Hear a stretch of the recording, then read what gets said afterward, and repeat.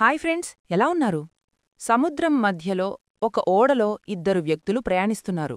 ఒకతను యువకుడైన టీచర్, ఇంకొకతను ముసలవాడైన నావికుడు. యువకుడైన టీచర్ బాగా చదువుకున్నవాడు, అలాగే ముసలివాడైన నావికుడు ఏమీ చదువుకోలేదు. ప్రతి రాత్రి చదువురాని ఆ ముసలి నావికుడు ఆ మాస్టర్ గది దగ్గరికి వెళ్ళి అతను చెప్పే రకరకాల విషయాలు వినేవాడు. ప్రతి రాత్రి ఆ మాస్టర్ అడిగేవాడు, "నువ్వు బయాలజీ చదివావా? సైకాలజీ చదివావా? నీకు కనీసం ఫిజిక్స్ అయినా, కెమిస్ట్రీ అయినా, మ్యాథ్స్ అయినా ఏమైనా వచ్చా?" అని అడిగేవాడు. దానికి ఆ ముసలాయన ఎప్పుడూ "లేదండి, నాకవన్నీ రావు" అని చెప్పేవాడు. అప్పుడు ఆ మాస్టర్ అనేవాడు, "నువ్వు నీ జీవితాన్ని పాడు చేసుకుంటున్నావు. ఇవన్నీ చదువుకోవాలి, ఇవన్నీ తెలుసుకోవాలి కదా" అనేసి నవ్వేవాడు. ఒక రాత్రి ఆ ఓడ పెద్ద రాయికి గుద్దుకుని స్లోగా మునిగిపోతోంది. ఆ నావికుడు మాస్టర్ని ఒక ప్రశ్న అడిగాడు, "మీకు ఈదడం వచ్చా?" అని. మాస్టర్ అయోమయంలో పడ్డాడు. "మీకు ఈదడం వచ్చా?" అని ముసలి నావికుడు మర్రి అడిగాడు. "రాదు" అని ఆ టీచరన్నాడు. ఆ రోజు రాత్రి ఈ దుర్ఘటనలో ఆ మాస్టర్ చనిపోయాడు. ఈ ముసలివాడు బ్రతికాడు.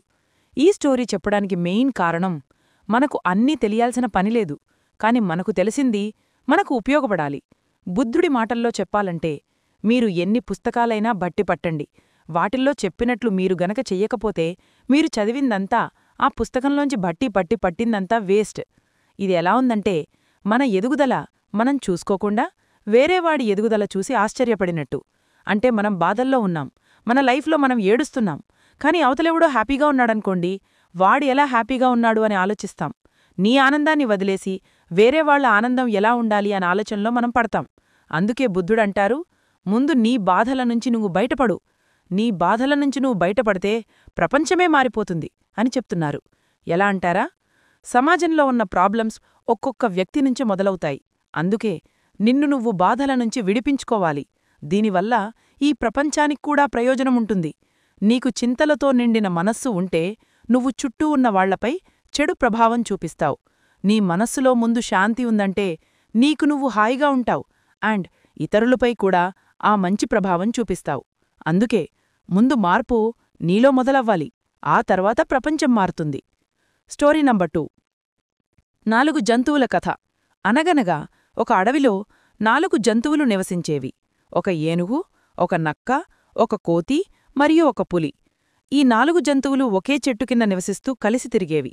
ఒకరోజు వాటికి అడవి అంచున ఒక మామిడి చెట్టు కనిపించింది. ఆ చెట్టుకి రసభరితమైన పళ్ళున్నాయి. ఏనుగు పేరు కాన్షియస్నెస్. ఒక్కసారిగా ఆగింది. "అదిగో, ఏదో కనిపిస్తోంది" అని అంది ఆ ఏనుగుకి. కేవలం ఒక దూరంగా మామిడిపండు కనిపిస్తోంది, అంతే. తర్వాత నక్క వచ్చింది. నక్క పేరు పర్సెప్షన్. "అది మామిడిపండు, ఇది చాలా రుచిగా ఉంటుంది, నాకు ఇష్టమైన పండు" అని ఆ నక్క అంది. తర్వాత కోతి వచ్చింది. కోతి పేరు సెన్సేషన్. ఆ మాట విని ఉత్సాహపడిపోయింది. "వావ్, నా నోట్లో నీరు ఊరుతోంది, ఆ మామిడిపండు నాకు తినాలని ఉంది" అని అరిచింది. తర్వాత పులి వచ్చింది. పులి పేరు రియాక్షన్. ఒక్కసారిగా ముందుకు దూకింది. "నేను వెళ్ళి ఇప్పుడే ఆ పళ్లను తింటాను" అని ఆ చెట్టుమీదికి దూకింది. కాని పులికి తెలియని విషయం ఏంటంటే, ఆ చెట్టు అవతల చాలామంది వేటగాళ్లు ఉన్నారు. వెంటనే పులిని చంపేసి అక్కడనుంచి తీసుకువెళ్ళిపోయారు. అండ్ ఇదంతా కూడా దూరం నుంచి ఉడత చూస్తోంది. ఉడత పేరు విజ్డమ్. అప్పుడు మిగిలిన ఈ 3 జంతువులు ఉడత దగ్గరికి వెళ్లాయి.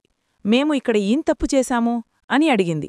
అప్పుడు ఉడత చెప్పింది, "ఏనుగు గమనించింది, నక్క గుర్తించింది, కోతి అనుభూతి చెందితే బావుంటుంది" అని చెప్పింది.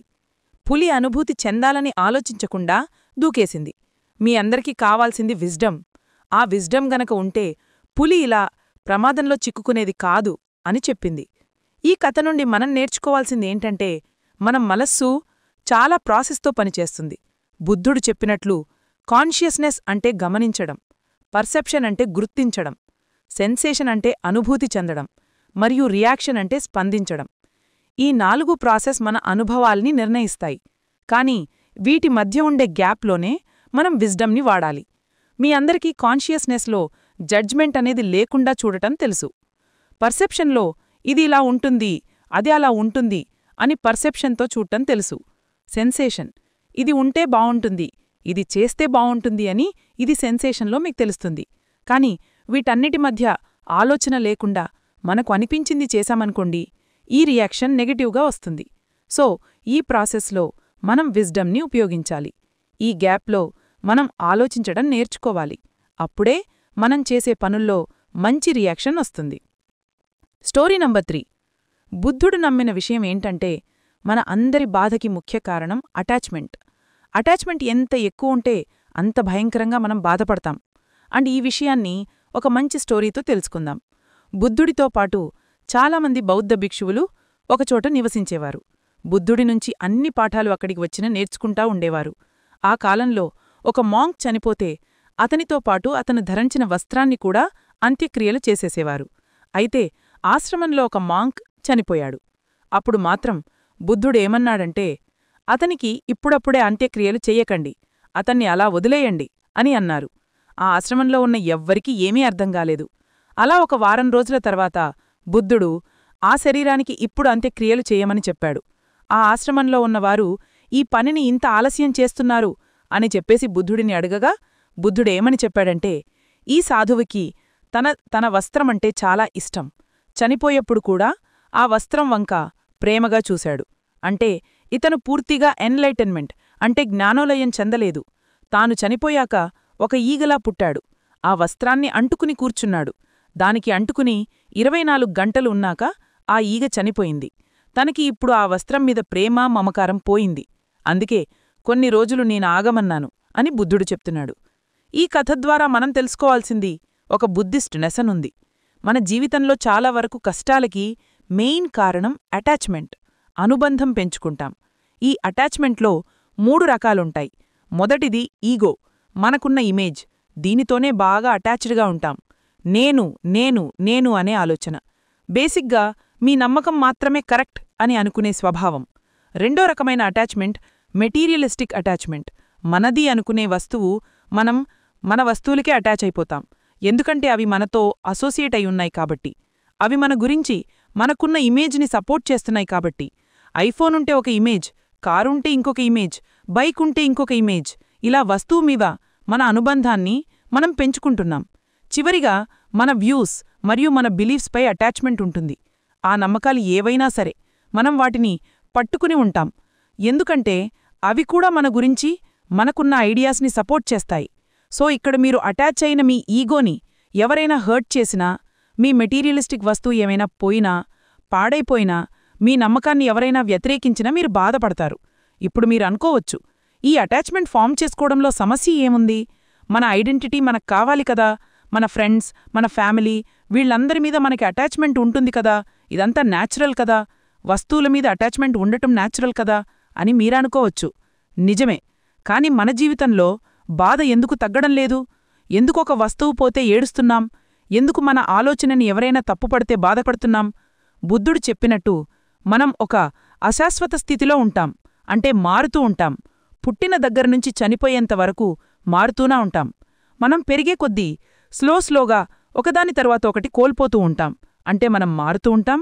మన చుట్టూతా ఉన్న పరిస్థితులు, విషయాలు అన్నీ మారుతూ ఉంటాయి. సో మన దగ్గరున్న విషయాలన్నీ కూడా మనం వదిలేసుకుంటూ ఉండాలి. కాని మనం వదులుకోలేకపోతున్నాం. అంటే బాధపడతాం. కాని ఎప్పుడైతే మీరు జీవితంలో ఇవన్నీ కోల్పోతాము అని ముందే తెలుసుకుంటారో, ఈ జ్ఞానాన్ని ఎప్పుడైతే మనం ముందే ఉంచుకుంటామో, అప్పుడు మనం బాధపడే విషయాలు చాలా వరకు తగ్గిపోతాయి. సో అటాచ్మెంట్ తగ్గించుకోవడం ఎలా అనేది చూడండి. Story number 4. 500 సంవత్సరాల క్రితం బుద్ధిజం ఫాలో అయ్యే ఒక ఊరుండేది. ఆ ఊరికి ఒక పెద్ద ఉండేవాడు. ఆ పెద్ద తన కూతురికి పెళ్లి చేయాలి అనుకున్నాడు. అయితే అతను ఏమాలోచించాడు అంటే, ఎవరికైతే మంచి నీతి, నిజాయితీ, నైతిక విలువలు ఉంటాయో అతనికి ఇచ్చి పెళ్లి చేద్దామని అనుకున్నాడు. కాని ఆ ఊరి పెద్దకి కొంతమంది సలహాదారులు ఉన్నారు. వాళ్ళు వచ్చి ఏమన్నారంటే, ఇవన్నీ ఈ కాలంలో పనికిరావు, మోసం చేసేవాళ్లే గెలుస్తారు. సో అలాంటి వారిని వెతికి మీ కూతురికి ఇచ్చి పెళ్లి చేయండి అని చెప్పారు. అలాగే అని ఆ ఊరి పెద్ద ఊళ్ళో ఉన్న పెళ్లికాని యువకుల్ని తన ఇంటికి పిలిపించాడు. వాళ్లతో ఆ ఊరి పెద్ద ఇలా అన్నాడు, ఎవరైతే మీ ఇంట్లో ఉన్న ధనము బంగారము తీసుకుని వచ్చి నాకు ఇచ్చేస్తారో వాళ్లకే నా కూతురుని ఇచ్చి పెళ్లి చేస్తాను అని అన్నాడు. ఎవ్వరికీ అర్థం కాలేదు. అలాగే నిలబడి చూస్తున్నారు. ఇందులో ఏదో మెళుకు పెడతాడు, మనం అది చూడాలి, అది వినాలి అన్నట్టు వాళ్లు ఉన్నారు. అప్పుడా ఊరి పెద్ద ఏమన్నాడంటే, ధనమో బంగారమో ఎలా తీసుకురావాలి అంటే, మీ ఇంట్లోనే కాదు, ఈ ప్రపంచంలోనే ఎవరికీ కూడా తెలియకూడదు. మీరు ఆ ధనమో బంగారమో తీశారని ఎవరికీ తెలియకూడదు. అంత చాతిచక్యంగా మీరు తీసుకురావాలి అనంటాడు. అప్పుడు అందరూ అక్కడ్నుంచి ఎవరింటినుంచి వాళ్ళు బంగారం ధనాన్ని దొంగలించాలి అని వెళ్ళిపోతారు. కాని ఒక వ్యక్తి అలాగే నుంచుని ఉంటాడు. ఆ ఒక్క వ్యక్తి అలాగే నిల్చుని ఉన్నాడు. ఆ ఊరి పెద్ద వచ్చి అతన్నడుగుతాడు, "నువ్వెందుకిలాగే నిల్చుని ఉన్నావు? నువ్వు కూడా వెళ్ళి తీసుకురాపో" అని అంటాడు. అప్పుడా వ్యక్తి అంటాడు, "ఈ పోటీలో ఎవ్వరూ గెలవలేరు. ఎవ్వరికీ తెలియకుండా ధనముగాని బంగారంగాని తీసుకురావడం చాలా కష్టం. అది అవ్వని పని" అంటాడు. ఆ మాటలు చెప్తుండగానే ఒక ఇద్దరు వ్యక్తులు ధనాన్ని బంగారాన్ని పట్టుకుని, "మా ఇంట్లో ఎవ్వరూ చూడకుండా నేను ఈ బంగారాన్ని ధనాన్ని తీసుకువచ్చాను. ఈ ప్రపంచంలో ఎవ్వరికీ ఈ విషయం తెలియదు" అని అంటాడు. అప్పుడా వ్యక్తి మళ్ళీ అంటాడు, "ఈ ప్రపంచంలోనే ఎవ్వరూ చూడకూడదు, ఎవరికీ తెలియకూడదు అని ఈ పెద్ద అన్నారు కాని, నువ్వు దొంగతనం చేశావు అనేది ఎవరికి తెలియకపోయినా నీకు తెలుస్తుంది. ఈ ప్రపంచంలో ఎవరికీ కనపడకపోయినా నీకు కనపడుతుంది. నువ్వు చేసిన తప్పు నీకు తెలుస్తుంది. ఈ ప్రపంచంలో ఎవ్వరికీ తెలియకపోయినా నీకు మాత్రం తెలుస్తుంది" అని అంటాడు. దీంతో ఆ ఊరి పెద్ద మోసం కంటే కూడా నైతికత ముఖ్యం అని తెలుసుకుని ఆ వ్యక్తికి తన కూతురుని ఇచ్చి పెళ్లి చేస్తాడు. ఈ కథలోని లెసన్ తెలుసుకోవాలంటే ఈ మాట వినండి. బుద్ధుడు మనుషుల్ని సఫరింగ్ నుంచి కాపాడటానికి నిర్వాణలోకి వెళ్ళాలి అని సూచించాడు. నిర్వాణ అంటే పీస్ అండ్ హ్యాపీనెస్. అండ్ ఈ నిర్వాణ స్టేట్ని మనం అచీవ్ చేయాలంటే శిలాన్ని ప్రాక్టీస్ చేయాలి. శిలా అంటే మొరాలిటీ, నైతికత. ఎవరికీ హాని చేయకుండా, ఎవరికీ హాని ఆశించకుండా నిజాయితీగా ఉండడం, శిలాని ప్రాక్టీస్ చేయడం. అంటే ఇతర జీవులకి హాని చేసే అన్ని మాటలు, పనులు మరియు యాక్షన్స్ నుంచి దూరంగా ఉండటం.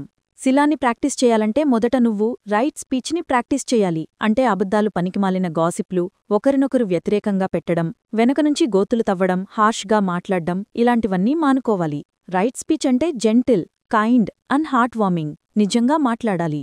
రెండవది రైట్ యాక్షన్ అంటే ఇంప్యూర్ యాక్ట్స్ని తగ్గించాలి. ఇతర జీవుల్ని చంపడం, వేరే వ్యక్తులకి హాని చేయడం, అలాగే నీకు నువ్వు హాని చేసుకోవడం, డ్రింకింగ్, డ్రగ్స్ ఇలాంటివి చేయకుండా ఉండడం. అంటే అహింస, దయ మరియు అన్ని జీవులతోనూ మంచిగా ఉండడం నేర్చుకోవాలి. చివరిగా నీకు రైట్ లైవ్లీహుడ్ ఉండాలి. రైట్ యాక్షన్లో డైరెక్ట్గా నీకు కానీ వేరే వాళ్లకు కానీ హాని చేయకూడదు, ఇది తెలుసుకున్నాం. కాని రైట్ లైవ్లీహుడ్లో ఇండైరెక్ట్గా కూడా నీ వల్ల ఈ ప్రపంచంలో ఎవరికీ నష్టం రాకూడదు. అంటే ఆల్కహాల్ లేదా డ్రగ్స్ అమ్మడం, మీరు వాడకపోయినా అమ్మడం, ఇల్లీగల్ పనుల్ని, ఇల్లీగల్ విషయాల్ని సపోర్ట్ చేయడం, చెడు విషయాల్ని సపోర్ట్ చేయడం, జూదాన్ని, బెట్టింగ్ని సపోర్ట్ చేయడం ఇలాంటివన్నీ కూడా రైట్ లైవ్లీహుడ్లోకి వస్తాయి. So right speech, right action and right livelihood ఈ మూడు ఉంటే నువ్వు శిలాని ఫాలో అవుతావు. అండ్ శిలాని ఫాలో అయితే నిర్వాణ, అల్టిమేట్ పీస్, మనశ్శాంతిని, ఆనందాన్ని చేరుకుంటాం. ఇప్పుడు మనం చివరి స్టోరీకి వచ్చేశాం. మనలో నిర్వాణ రావాలి అనుకుంటే మనం చెయ్యాల్సింది మెడిటేషన్. ఎందుకంటే మెడిటేషన్తోనే మనకి జ్ఞానోదయం అవుతుంది, విజ్డమ్ వస్తుంది. అసలైన విజ్డమ్ గురించి ఒక మంచి కథ ఉంది. ఒక కొండపైన ఒక ఆశ్రమం ఉంది. ఇందులో ఇద్దరు బౌద్ధ భిక్షువులు ఉండేవారు. ఒక అతని పేరు ధర్మ, ఇంకొక అతని పేరు ఆనంద. ఆనంద చాలా పుస్తకాలు చదువుతూ ఉండేవాడు. ధర్మ మెడిటేషన్ ఎక్కువగా చేస్తూ ఉండేవాడు. ఒకరోజు వాళ్లు ఇంకో కొండపైన ఉన్న ఆశ్రమానికి వెళుతున్నారు. మధ్యలో ఒక పెద్ద సెలయేరు ఉంది. అక్కడ ఒక అమ్మాయి అది దాటలేక ఒడ్డునే నిల్చుని చూస్తుంది. ఆధారులోనే ధర్మ అండ్ ఆనంద వెళుతున్నారు. అప్పుడు ధర్మ ఆ అమ్మాయిని చూసి ఆమె సమస్య అర్థం చేసుకుని ఆమెను ఎత్తుకుని ఆ సెలయేరు దాటించి అవతల ఒడ్డున దించేసి వెళ్ళిపోయాడు. ఆనంద అది చూసి ఆశ్చర్యపోయాడు. కొంత దూరం ముందుకు వెళ్ళాక ఆనంద కోపంతో ధర్మాని అడిగేశాడు, "ఆడవారిని తాకకూడదు అని మన ఆశ్రమంలో రూల్ ఉంది, అయినా సరే ఎందుకు తాకావు?" అని అంటాడు. అప్పుడు ధర్మ అంటాడు, "నేను ఆ అమ్మాయిని అక్కడే వదిలేశాను, నువ్వు ఆ అమ్మాయిని ఇంకా మనసులో మోస్తూనే ఉన్నావు" అని అంటాడు. ఆనంద నిశ్శబ్దంగా ఉండిపోతాడు. తాను చదువుకున్న జ్ఞానం కంటే కూడా ఈ అనుభవంలో నేర్చుకున్న జ్ఞానం అతనికి నిజమైన జ్ఞానోదయాన్నిచ్చింది. ఈ కథలోని మోరల్ మనం అర్థం చేసుకోవాలంటే ముందు అసలు 3 రకాల జ్ఞానం గురించి తెలుసుకోవాలి. మొదటిది రిసీవ్డ్ విజ్డమ్ అంటే స్వీకరించే జ్ఞానం, ఇతరుల నుండి వినడం ద్వారా పొందేది. ఇతరుల ఉపదేశాలు, బోధనలు వీటినుంచి మనం నేర్చుకుంటాం. రెండవది ఇంటలెక్చువల్ విజ్డమ్ అంటే పుస్తకాలు, శాస్త్రాలు ఇలాంటి వాటినుంచి చదువుకుని తెలుసుకుంటాం. మూడవది అనుభవజ్ఞానం అంటే ఎక్స్పీరియన్స్ నుంచి తెలుసుకునేది. మొదటి రెండు కూడా మనుషుల్ని బట్టి, పుస్తకాలని బట్టి మారుతూ ఉంటాయి. కాని అనుభవం ద్వారా తెలుసుకున్నది ఈ రెండిటికన్నా కూడా గొప్పది. ఇప్పుడు మనం చెప్పుకున్న స్టోరీలో ఒక అమ్మాయిని ముట్టుకోకూడదు అని ధర్మాకి తెలుసు. కాని ధర్మ తన అనుభవంలో కష్టాల్లో ఉన్నవాళ్లకి సహాయం చేయడం నిజమైన దైవకార్యం అని తెలుసుకున్నాడు. అక్కడ ఆపదలో ఉంది అమ్మాయా, అబ్బాయా, ముసలివాడా, పడుచు అమ్మాయా ఇలాంటివన్నీ అతను ఆలోచించలేదు. సమస్య ఉంది, సహాయం చేశాడు. అంతే. ఆ సహాయాన్ని అక్కడే విడిచిపెట్టి వచ్చేశాడు. తన మనసులో ఎలాంటి భావన లేదు. అదే విపశ్యనా భావన అంటే అంతర్దృష్టి ధ్యానం, ఇన్సైట్ మెడిటేషన్. ఎవరైతే దీన్ని మాస్టర్ చేస్తారో వాళ్ళు దేన్ని జడ్జ్ చెయ్యరు, ఉన్నదాన్ని ఉన్నట్టు చూస్తారు. సో మనం కూడా జ్ఞానాన్ని ఇతరుల నుంచి తీసుకుందాం, పుస్తకాల నుంచి చదువుదాం, అలాగే మన సొంత అనుభవాల నుంచి కూడా నేర్చుకుందాం. సో ఈ వీడియోలోని 5 స్టోరీస్లో చెప్పే ముఖ్యమైన పాఠాలను ఒకసారి మళ్ళీ రివైజ్ చేసేద్దాం. మొదటి కథలో ముసలి నావికుడి నుంచి అవతలవాళ్లకి ఏం తెలుసు, అవతలవాళ్లు ఆనందంగా ఉన్నారు, ఇలాంటి ఆలోచనల కంటే కూడా నీకేం తెలుసు, అది నీకు ఎలా ఉపయోగపడుతుంది అనేది తెలుసుకోవాలి అని తెలుసుకున్నాం. రెండవ స్టోరీలో అసలు మనిషికి బాధ ఎందుకు వస్తుంది అంటే దానికి కారణం consciousness, perception, sensation and reaction. ఈ స్టోరీ ద్వారా మనం తెలుసుకున్నాం. ఈ ప్రాసెస్ మధ్యలో మనం తెలివిగా ఆలోచిస్తే మనలో సరైన రియాక్షన్ వస్తుంది అనే మోరల్ స్టోరీ తెలుసుకున్నాం. మూడవ స్టోరీలో ఒక సాధువు తన వస్త్రానికి ఉన్న అటాచ్మెంట్ గురించి తెలుసుకున్నాం. ఈ స్టోరీలో అటాచ్మెంట్ సఫరింగ్కి దారితీస్తుందని తెలుసుకున్నాం. నాలుగవ స్టోరీలో నిజాయితీగల వ్యక్తి నుంచి శిలాని ప్రాక్టీస్ చెయ్యాలి అంటే నైతికతతో ఎవరికి చెడు తలపకుండా ఉంటే మనం దేనికి అటాచ్డ్గా ఉండమని తెలుసుకున్నాం. అండ్ చివరి స్టోరీలో అసలైన జ్ఞానమంటే ఎక్స్పీరియన్స్ నుంచి తెలుసుకుంటామని నేర్చుకున్నాం. మీకు ఈ స్టోరీస్లో బాగా నచ్చిన స్టోరీ ఏంటి అనేది నాకు కింద కామెంట్స్లో తెలియజేయండి. Thank you so much for watching our video.